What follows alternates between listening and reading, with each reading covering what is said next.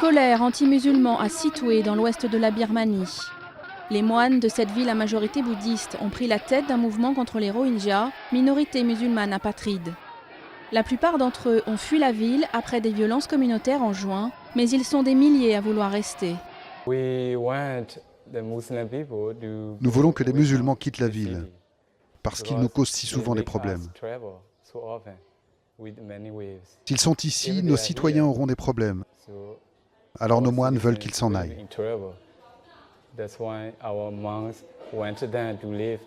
Les habitants du quartier musulman d'Angmingala sont confinés depuis plus de 4 mois dans un ghetto de moins d'1 km², gardé par la police et l'armée. Ils vivent dans la peur constante d'une attaque des bouddhistes qui les entourent. La plupart des magasins sont fermés, la population est désœuvrée, la nourriture manque. Nous ne pouvons pas continuer à souffrir. Nous avons tout perdu. Quoi que nous ayons eu, nous avons tout perdu. Nous n'avons plus que notre vie. Les violences entre Rohingyas et bouddhistes de l'ethnie Rakhine ont fait 90 morts depuis juin. Des milliers de maisons ont été brûlées et près de 75 000 personnes déplacées. La grande majorité d'entre eux sont des Rohingyas, un calvaire qui pour eux se reproduit de décennie en décennie.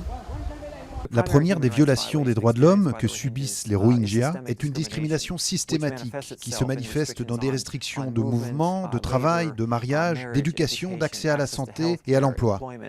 Dans le centre de Sittwe, hors du ghetto, la vie a repris son cours. Les Rakhines bouddhistes, y compris les milliers de personnes qui vivent toujours dans des camps, peuvent se rendre librement au marché ou à leur travail, sans se mélanger aux musulmans. Mais les autorités parlent d'une situation provisoire.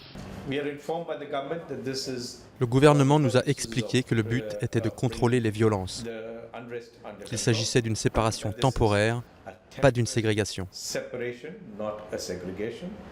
Mais les Rohingyas du ghetto ne peuvent plus aller dans la grande mosquée de l'autre côté des barbelés, alors ils s'entassent à Angmingala, obligés de prier à tour de rôle dans un lieu trop petit pour tous les accueillir.